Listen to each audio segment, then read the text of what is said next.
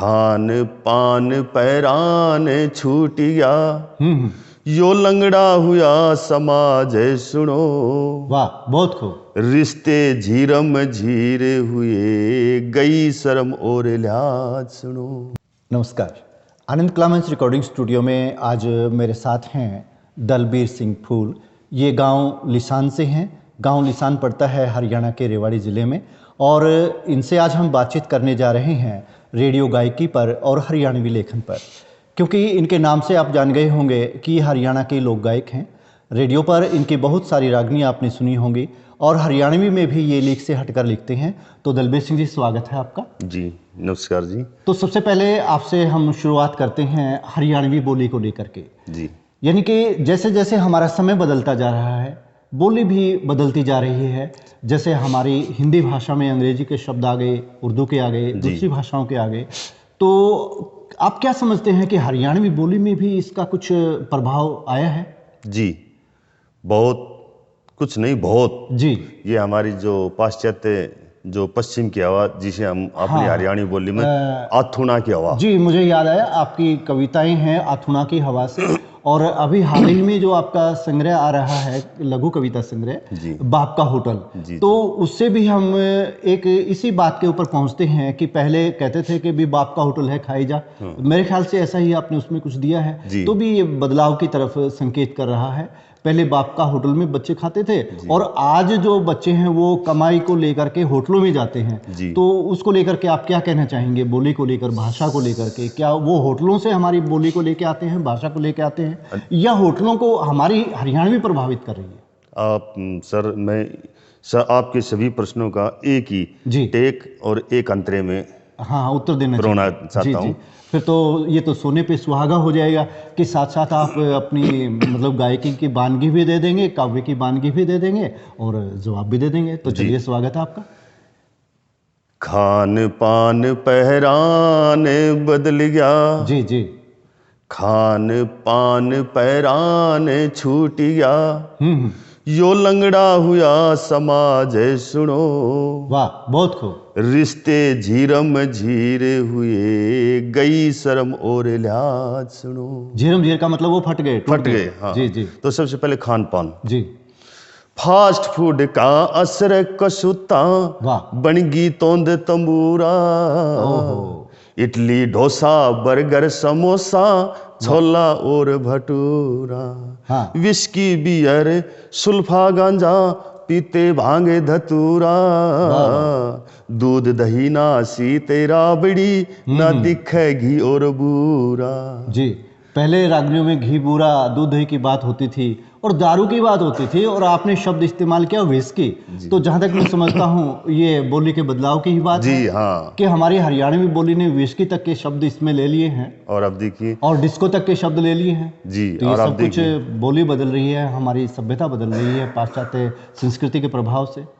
गात सूख हुआ बेनूरा, जी, किसी पढ़ने लगी गाज सुनो, रिश्ते झीरम झीर हुए, गई शर्म और लिहाज सुनो।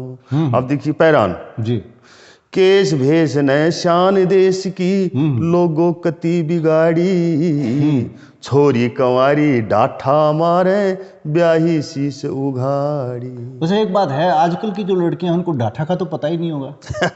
डाठा का नहीं पता, लेकिन मैं अक्सर देखता हूँ जो कॉलेजों में जो बच्चियां जाती हैं या अपने आसपास पड़ोस में, वो पूरा अपना चेहरा ढक लेती हैं, आँख दिखाती हैं। मतलब समझने के लिए हम कहें तो जैसे लॉकडाउन में मास्क चले थे, लेकिन वो अपनी जय पर अलग था, लेकिन अब तो बिना लॉकडाउन ये सब लगाते हैं। जी जी जी। तो ये एक अच्छी बात है मास्क का इस्तेमाल भी, क्योंकि प्रदूषण बढ़ता जा रहा है।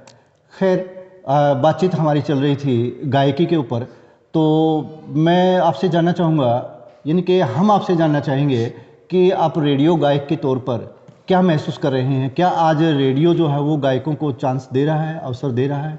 जी, जिसमें काबिलियत है, प्रतिभा है, जिसमें हुनर है, उनको रेडियो स्टेशन पर उनका स्वागत है, उनका वेलकम है वास्तव में।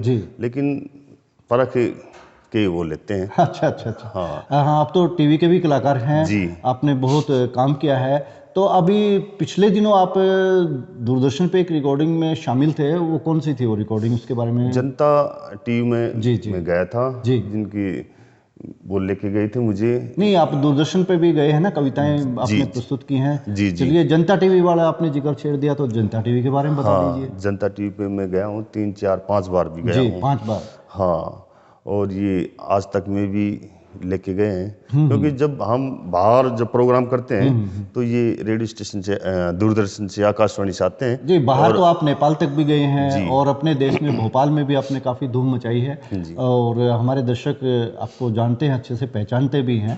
तो उसमें जो जनता टीवी में आप गए थे, वो कैसा अनुभव रहा? उसमें रिकॉर्डिंग कैसी थी आपकी? अच्छी रिकॉर्डिंग थी और अच्छे लाइक आए थे उसमें। जी जी। मैं जहाँ तक कहूँ कि उसमें भी मेरी 1-2 सीडी, यानी कि हरियाणी में कहते हैं टग्गी, जी जी, तो उस प्रोग्राम ने भी एक टग्गी लगाई थी। जी। हरियाणा कला परिषद से भी आप जुड़ रहे हैं? जी जी, वहाँ भी हरियाणा आपने कई कला कार्यक्रम परिषद किए से हैं। भी और आर्ट एंड कल्चर से जी, भी जी। मैंने धमाल, एक जो अपने हरियाणी में ये खत्म होती जा रही है, लुप्त होती जा रही जी है, जी, तो लुप्त होती धमाल गाते हैं उसकी एक छोटी सी वानगी चलिए, वानगी दीजिए आप। कि जैसे अपने दो हैं, हम्म। ममता मई माँ शारदे मेरी मैया, धरूं तुम्हारा ध्यान, अपने चरण सरोज का मेरी मैया, सेवक आप ना जान। जैसे किसी भी शुभ कार्य से पहले देवी मनाते हैं, वही तरीका। और इसमें एक टेक रखी जाती है, उस टेक के आधार पे वो गाया जाता है। लेकिन हमारे इधर महेंद्रगढ़ रेवाड़ी के अंदर एक टेक रखी जाती है, उस टेक के ऊपर ही कवि को गाना पड़ता है। यदि वो भंग हो जाती है तो उसको वो बाहर आउट हो जाता है। आउट हो जाता है। मतलब पहले तो दंगल होते थे, प्रतियोगिताएं होती थी धमाल की और ख्याल गायकी की। जी, अब तो वो लुप्त हो गए, लेकिन कुछ गाँव में ये है अब भी।